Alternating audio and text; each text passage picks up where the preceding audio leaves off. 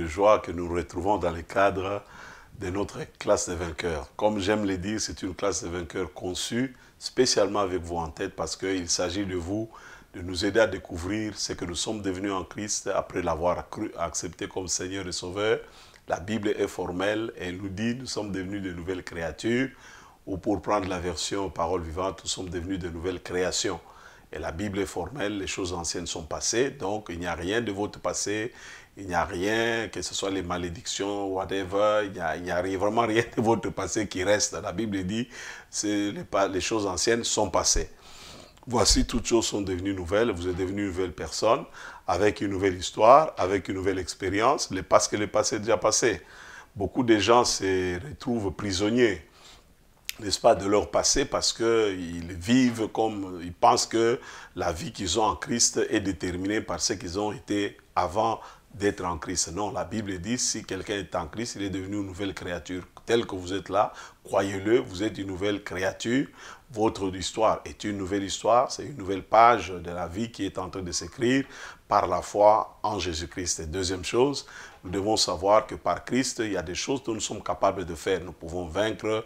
D'ailleurs, il est écrit, grâce soit rendue à Dieu, qui nous fait triompher toujours en suivant son char de triomphe en tout lieu et en tout temps. Pourquoi? Parce que nous sommes en Christ, nous sommes attachés à Christ, nous sommes capables, et la Bible dit dans toutes ces choses, peu importe les choses, peu importe les circonstances, du moment que nous sommes en Christ, la Bible est formelle et nous dit, nous sommes devenus plus que des champions, nous sommes plus que des vainqueurs. Donc nous pouvons vaincre, nous pouvons réussir, nous pouvons avancer, nous pouvons faire des progrès, et il n'y a aucun obstacle. D'ailleurs, il nous a même dit lui-même, voici, je vous ai donné le pouvoir. Nous avons reçu un pouvoir, non pas parce que nous avons beaucoup gêné, non pas parce que nous avons une grande foi, non pas parce que non, nous avons reçu le pouvoir, parce que Jésus a choisi de le faire, de nous le donner comme conséquence de notre engagement avec lui, et lui s'est engagé à nous faire triompher, à nous faire vaincre en toutes choses. Et nous savons aussi qu'en Christ, nous sommes héritiers, héritiers de Dieu et co-héritiers avec Christ. Nous avons droit à la vie éternelle, nous avons droit à la paix, nous avons droit au bonheur, nous avons droit à une vie équilibrée. Et lui-même, Jésus l'a dit dans Jean chapitre 10, verset 10e, « Je suis venu afin que ceux qui croient en moi, donc mes brebis, puissent avoir la vie, et qu'ils puissent l'avoir à l'abondance. » Il s'agit de la vie de la même qualité que la vie de Dieu, Zoé. Ce n'est pas la vie bios, une vie biologique, une vie végétale. Nous parlons ici de la vie même de Dieu qui nous a été donnée par notre acceptation de Jésus comme Seigneur et Sauveur. Donc, étant devenus chrétiens, nous sommes les privilégiés de Dieu. Nous sommes l'objet de fierté de Dieu. Nous sommes la richesse de Dieu. Nous sommes la fierté même de notre Dieu. C'est très important que nous qui sommes devenus enfants de Dieu, nous comprenions cette vérité. Et la Bible nous dit que nous pouvons vaincre dans n'importe quelle circonstance. Et c'est la raison pour laquelle dans cet enseignement, nous disons « ne vous limitez pas ». Donc la seule personne qui peut vous limiter, c'est vous-même. Vous voyez, si vous croyez, tout est possible à ceux qui croient. C'est ce que la Bible dit. Quiconque croit peut faire des choses extraordinaires. Et la parole va même plus loin que celui qui croit que Jésus est le Fils de Dieu, il triomphe du monde. Donc les mondes dans toutes ces multitudes. Donc les mondes fractionnés, les mondes ceci, les mondes cela, partout où un enfant de Dieu s'engage, les succès, la victoire, vraiment lui est garantie. Pourquoi? Parce que nous sommes en relation avec le Seigneur. C'est pour ça que nous avons dit aussi que la première obstacle ou la première limitation, voulais-je dire, que la vie nous impose, n'est-ce pas, c'est l'ignorance. C'est lui qui est ignorant, il est handicapé, il peut être la proie de l'ennemi, il peut être à la merci de charlatans, de menteurs, etc., de séducteurs de tous bords. Mais celui qui connaît, la Bible nous dit dans Daniel, chapitre 11, le verset 32, la partie B, la Bible dit, ceux du peuple qui connaîtront, ils agiront avec fermeté. Vous comprenez, frères, ils seront ténacieux, ils seront courageux, ils seront victorieux. Pourquoi? Parce que nous connaissons en qui nous avons cru. Vous voyez, quand vous savez en qui vous avez cru, quand vous savez ce qu'il a dit, vous savez la nature de promesse qu'il vous a faite, vous devenez inamovible, vous devenez invincible, vous devenez redoutable. Vous savez parce que vous connaissez. C'est la raison pour laquelle David a eu raison. Il a pu vaincre les Goliath malgré sa taille géante, malgré son armure. David étant juste un jeune homme aux yeux blonds, et comme Goliath lui-même s'en moquait, il était juste un enfant, petit de taille. Mais David connaissait l'Éternel. Il a dit, toi tu viens contre moi avec des lances et des javelots, mais moi je viens contre toi au nom de l'Éternel, le Dieu d'Israël, que tu as insulté ou offensé. Et aujourd'hui, je couperai ta tête et je donnerai ton corps aux oiseaux des champs. Donc c'est pour vous dire que lorsqu'on connaît, on devient courageux, on devient fort, on connaît que celui qui est en nous est plus grand que celui qui est dans le monde. Il marche avec nous et il ne nous a jamais abandonnés, il ne nous abandonnera jamais, c'est lui-même qui l'a dit, jusqu'à la fin du monde. Donc c'est très important. Alors nous avons vu dans Deutéronome 32, les versets 28 et Deutéronome 32, les versets 28 et 29, là où Dieu dit, les projets s'écroulent parce qu'il manque d'intelligence. Donc nous devons connaître. Les manques d'intelligence, les manques de connaissances, c'est un handicap. Ça peut nous limiter dans la vie, ça peut nous empêcher d'aller de l'avant. C'est ça qui est important. Deuxièmement, s'ils étaient sages, ils comprendraient. Vous voyez, être sage, c'est être en mesure de comprendre les problèmes auxquels on fait face et trouver des solutions à ces problèmes. Nous avons vu Zaché, qui était petit de taille, et puis il y avait la foule qui suivait Jésus. Dieu n'a pas déplacé la foule, Dieu n'a pas changé sa taille. Mais lui, Zaché, il a regardé dans son environnement immédiat, il a vu un arbre, il est allé monter sur cet arbre et il a pu voir Jésus. Et vous connaissez l'histoire, Jésus lui a dit, descends de cet arbre car aujourd'hui, le Fils de l'homme viendra chez toi. Donc je veux dire ceci, ne vous limitez pas, ne vous découragez pas, ne vous abattez pas, ne vous sous-estimez même pas. Croyez en Dieu. Celui en qui vous croyez, c'est le Dieu de victoire, c'est le Dieu qui rend capable, c'est le Dieu qui transforme, c'est le Dieu qui restaure, c'est le Dieu qui rétablit. Et nous le verrons, nous le voyons tout à l'heure, tout au long de ce livre.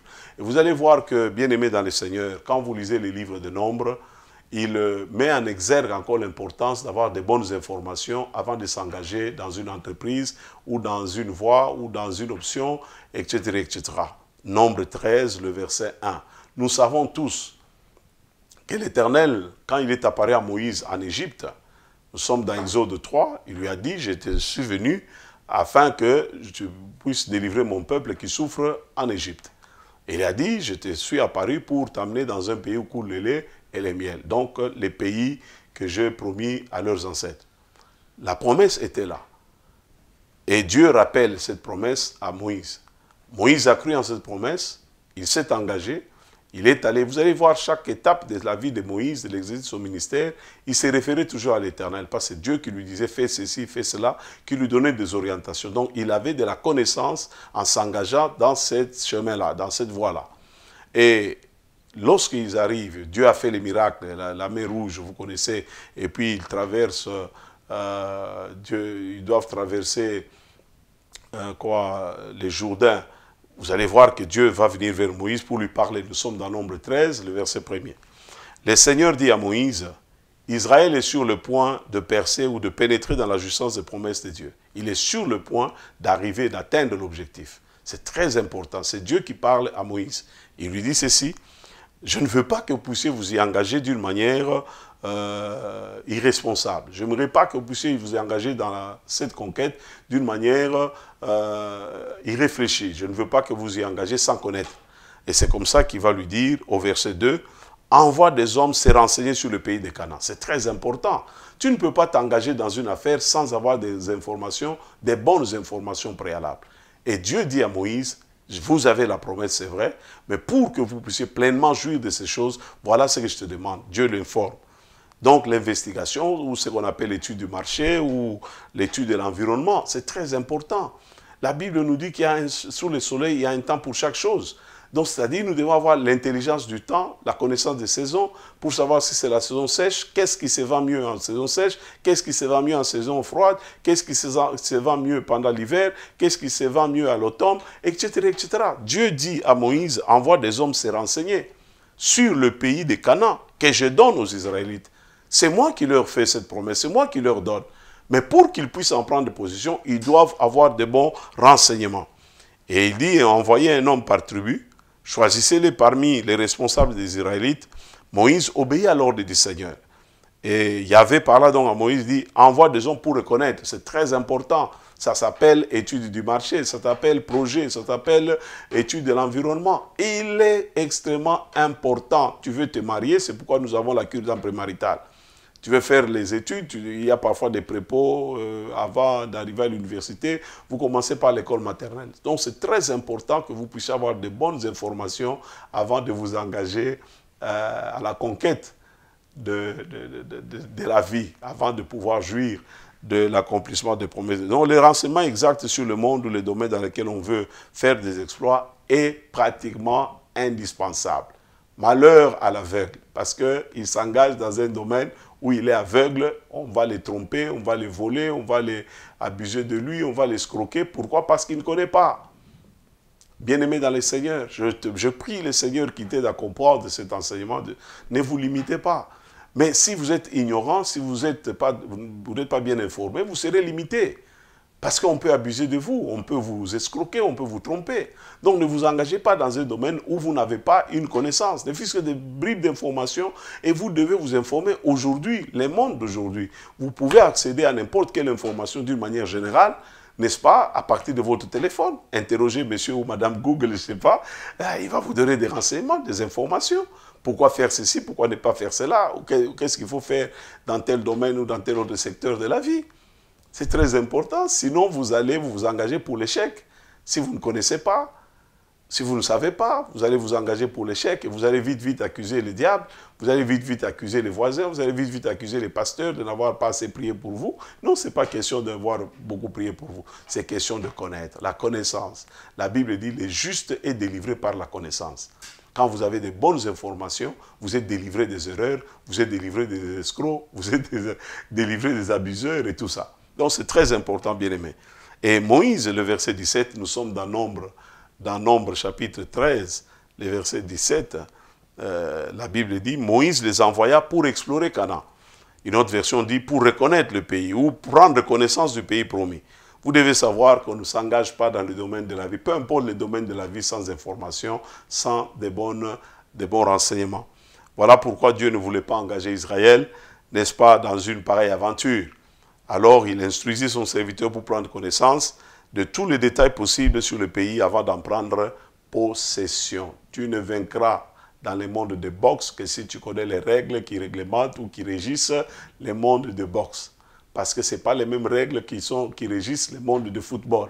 Ce n'est pas les mêmes mondes qui régissent le monde de vente de friperies. Ce n'est pas les mêmes règles qui régissent le monde de vente d'essence. Ce n'est pas les mêmes règles qui régissent le monde de vente des voitures, les occasions d'Europe. Ce n'est pas les mêmes règles. Il faut connaître, bien-aimé dans le Seigneur. Je me suis aventuré dans ma vie à vendre du diamant.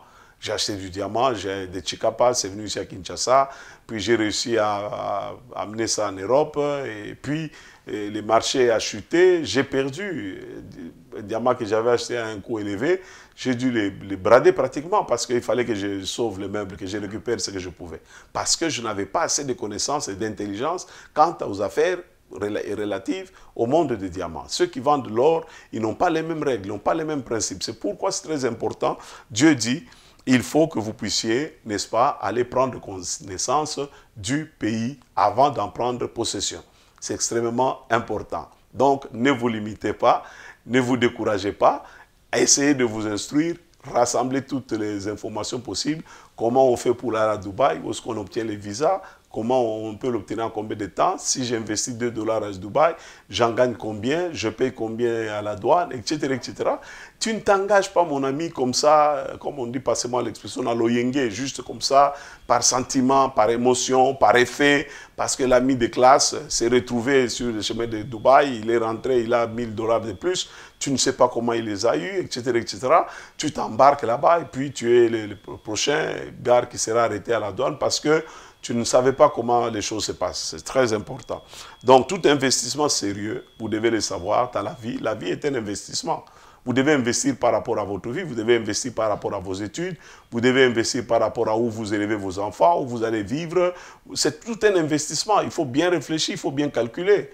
Parce que si vous ne faites pas ces choses, vous allez vous retrouver bloqué, vous allez vous retrouver... C'est la raison pour laquelle je crois qu'il y a une histoire, trop de combats contre les démons, contre les vents, contre des histoires qui n'existent pas, d'autres histoires qu'on crée, on change, maintenant il faut des prières et toko, il faut dormir par terre, il faut prier, on ne s'assoit pas sur les chaises. Il y a beaucoup des histoires que nous fabriquons parce que, écoutez, on dirait des gens qui ne savent pas exactement. Paul dit, je prierai avec mon esprit, je prierai avec mon intelligence. Un homme intelligent, il réfléchit par rapport à où il met les pieds, où est-ce qu'il va, qu'est-ce qu'il dit, quelle est la portée de ce qu'il dit, quelles peuvent être les retombées de ce qu'il dit. Il analyse, c'est ça un homme intelligent, mes amis. Paul dit, je prierai avec l'esprit, mais je prierai aussi avec mon intelligence. Donc réfléchissez. Jésus a dit, qui d'entre vous, s'il veut construire une maison, ne s'assit pas d'abord, ne réfléchit pas pour voir ce qu'il a, le moyen, sa logistique, s'il a de quoi terminer ses projets ou s'il ne sait pas les terminer, il ne commence pas de peur qu'on puisse se moquer de lui. Jésus nous a appelés à la réflexion, bien aimés. Vous savez, quand on réfléchit bien, on s'épargne de ridicule. On ne sera pas... Vous savez, parfois dans la vie, les gens se retrouvent, se lèvent, il apprend une histoire comme ça, commence à parler. Et puis, demain, quand on analyse de près l'histoire, on trouve qu'il n'a même rien compris. Alors, il devient ridicule. Oh non, vous m'excusez, vous savez, moi aussi, je n'avais pas... Tout ça là, parce qu'on est trop émotif, on est trop emballé dans des sentiments. Les chrétiens pensent que tout se résout par la prière. La prière n'est pas une baguette magique, mes amis. Tout se résout par la prière, aussi par votre intelligence. Vous devez réfléchir, vous devez analyser, vous devez comprendre les choses avant de vous engager. Et Dieu vous aidera. C'est très important. Donc, tout investissement sérieux dans la vie commence par la connaissance du marché, l'étude des faisabilités, la rentabilité du marché, les concurrents potentiels sur le marché, les risques du marché. Tout ça, c'est très important. Donc, la prise en compte de tous ces préalables est indispensable, n'est-ce pas? Et ça détermine la hauteur et l'importance de votre investissement. Revenons à Moïse. Il dit, nous sommes toujours dans Nombre chapitre 13. Je crois que vous aimez la Bible. Hein? Vous voyez, la classe des vainqueurs, c'est basé sur la Bible. Et toutes nos réflexions proviennent de la parole de Dieu parce que c'est elle qui a autorité dans ma vie, c'est elle qui a autorité dans mon ministère et c'est elle qui a autorité dans la vie de chaque enfant de Dieu. Moïse leur dit sur ordre de Dieu, nous sommes dans Nombre 13, le verset 17, « Montez-y par les Negev, puis vous monterez dans la montagne, vous verrez le pays, ce qu'il est. » Vous voyez, quand vous êtes sur la montagne, vous avez une bonne vue panoramique. C'est très important. Pourquoi ils ne sont pas allés par le chemin au bas des montagnes? Ils n'allaient rien voir. On allait peut-être les attraper, parce que c'était des espions. Ils allaient pour conquérir le marché. Vous savez, il faut de l'intelligence, il faut de la prudence lorsque vous allez chercher des informations. Parce que peut-être il y a des informations, c'est lui qui est censé de vous les donner. S'il voit que c'est pour que demain vous marchiez, vous commenciez les mêmes business que lui, il peut vous les cacher si vous n'êtes pas intelligent. C'est pourquoi il leur dit, vous allez contourner, vous allez par le Negev, et puis vous monterez dans la montagne. À partir de la montagne, vous avez une vue d'ensemble, vous avez une vue globale, vous avez une bonne compréhension. N'ayez pas des informations que d'une seule source. N'ayez pas des informations que d'une seule source. Vous allez chercher à l'Internet. Vous savez, parfois, les informations que nous avons sur Internet, là, la pratique parfois contredit ces choses. Alors, c'est la raison pour laquelle un homme qui veut avancer, un homme qui veut briser toutes les limitations qui pourraient s'imposer lui-même dans sa vie, doit être bien informé. J'espère que vous me suivez bien aimé. Je parle de l'importance, n'est-ce pas, d'avoir de bonnes informations, de bons enseignements, pour réussir et percer dans la vie, dans n'importe quel domaine de la vie. Tu veux te marier, approche-toi des gens qui sont mariés depuis X nombre d'années, voyez comment ils vivent, observez comment l'un et l'autre se traitent mutuellement, etc., etc. Tout ça là sont des indices, des facteurs. Tu veux épouser une femme, mais vois un peu, elle vient de quelle famille, ses parents ont vécu comment, ils ont grandi dans quel milieu. Parce que tous ces éléments-là peuvent vous aider à mieux faire votre choix. Est-ce que je parle quelque chose à quelqu'un? Voilà. Alors Dieu dit, vous verrez le pays ce qu'il est, le peuple qu'il habite, si c'est un peuple fort ou faible, s'il est en petit ou en grand nombre. Vous devez savoir que tous ces hommes d'affaires que vous voyez, ces étrangers expatriés qui sont dans notre pays, nous étudient. Ils savent que les Congolais aiment la musique, ils sont distraits, ils sont trop dans l'histoire des politiques, ils passent trop leur temps à se battre, même pour un match qui se déroule dans un petit village en Europe. Et ici, ils se battent, ils s'approprient les équipes, et ils connaissent donc. Nous sommes un peuple vraiment distrait, vraiment. On dirait, quand à nous regarder, on peut dire que nous n'avons pas d'avenir. Quelqu'un qui a vraiment de l'avenir, vous pouvez vous regarder quels sont ses centres d'intérêt, à quoi est-ce qu'il s'intéresse. Vous voyez, les jeunes gens aujourd'hui ne veulent pas écouter les informations, par exemple. Et puis, il est là, il cherche un emploi, mais il n'écoute pas les informations. On peut donner un communiqué d'emploi, d'embauche, n'est-ce pas, à travers la RTNC ou je ne sais pas moi, quelle autre chaîne de télévision. Vous pouvez avoir l'information vite, et puis vous passez, vous avez votre emploi. Mais comme vous ne voulez pas vous intéresser, ce qui vous intéresse, c'est le football, la musique, la danse. Bon, pour les chrétiens, c'est être à la permanence, crier toute la journée. Laisse-moi te dire, papa, ça fait 43 ans que je marche avec Dieu, bientôt 44 ans. La prière n'apporte pas de miracles aux gens. C'est la prière plus votre implication, plus la connaissance que vous avez de la parole de Dieu. D'ailleurs, si la prière rendait les gens prospères, alors tous les pasteurs devraient être très prospères. Ils devraient avoir beaucoup d'argent parce qu'ils vous disent que prie seulement, tu auras l'argent, Dieu va donner. Mais les pasteurs, tout ce qu'ils font toute leur vie, c'est prier. Ils devraient être les hommes les plus riches de ce pays. Mais bref, je suis en train de dire, frère, à chaque chose a son temps. La Bible dit sous le soleil. Nous sommes sous le soleil. Il y a un temps pour prier, il y a un temps pour travailler, il y a un temps pour réfléchir, il y a un temps pour manger, il y a un temps pour se reposer, il y a un temps pour rire, il y a un temps pour pleurer. Il y a un temps, papa, c'est sous le soleil. C'est très important. Soyons intelligents, soyons réfléchis. Alors Dieu lui dit, vous verrez le pays. C'est très important que vous ayez une vision, que vous compreniez à quoi ressemble ce pays. Quels sont les potentiels du pays? Et ici, nous voyons que la première ressource d'un pays, c'est les ressources humaines. C'est pourquoi il dit, vous allez voir le peuple qui l'habite, s'il est fort ou faible, si c'est un peuple qui aime le travail, qui aime bosser, etc., etc. Mais si c'est un peuple qui aime toujours s'asseoir dans des coins des quartiers, vous trouvez des gens, ils sont tout le temps. Ils n'ont même plus de clubs. Nous, quand on grandissait, on avait des clubs de réflexion. C'est-à-dire on se réunissait en tant que jeunes de 14 à 15 ans pour réfléchir sur les problèmes de la société, sur notre avenir, etc., etc. Mais la jeunesse aujourd'hui, à quoi est-ce qu'elle passe son temps? C'est crier dans tous les sens. Vous criez le nom de votre leader politique, vous criez le nom de votre... Et après, ça vous apporte quoi? Ça ne change, ça n'améliore à rien votre vie. C'est très important. Alors, la Bible dit... Vous allez voir ce qu'est le pays où il habite, s'il est bon ou mauvais. La nature du pays, ressources, les potentiels, minérales, la nature, la faune, la flore. Et nous sommes nombreux Congolais ici. Nous ne connaissons même pas la rivière Maïndom. Mais on connaît, c'est pour ça moi je milite pour qu'on change les cours de l'histoire, qu'on commence à nous enseigner l'histoire de notre propre pays. Nous ne connaissons pas notre géographie, nous ne connaissons pas où se trouve le lac Upemba, le lac Albert, nous ne connaissons pas qu'est-ce qu'il y a dans tous nos lacs et tout ça. Nous ne connaissons pas là où il y a, je ne sais pas moi, le lac Kipopo, lac Albert, Tanganyika. Beaucoup de jeunes gens ne connaissent pas. Quand vous citez certains noms du pays, Pugna, quelqu'un m'a appelé qui suivait mes émissions sur Biwan, il a appelé depuis Pugna, je me disais, je connais Pugna, mais Pugna, c'est dans les Maniema, il y a de l'or là-bas, il y a du diamant. Donc c'est autant de choses que nous devons connaître. Pourquoi vous voulez connaître les choses qui sont très loin alors que les choses qui sont plus proches de vous, vous ne connaissez rien? Alors, bien aimé dans le Seigneur, on dit ce qu'est le pays et où il habite, si c'est un bon pays ou un mauvais pays. Ce que sont les villes où ils habitent, si ce sont des campements ou des forteresses.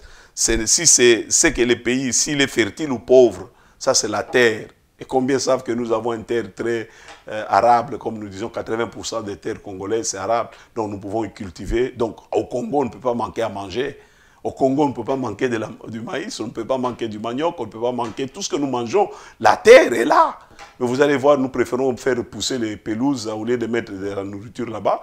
Et puis demain, on dit, bandana, belela, yo, ataya, note. Mais Dieu te regarde, dit, mais tu es paresseux, tu es pauvre.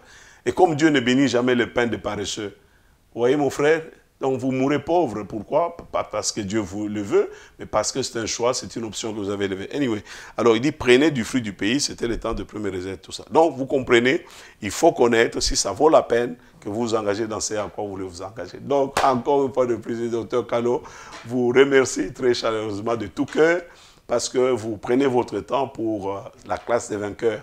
N'hésitez pas de nous contacter, écrivez-nous. Appelez-nous, nous allons vous répondre, que Dieu vous bénisse. Et merci surtout à vous tous qui priez pour nous. Amen.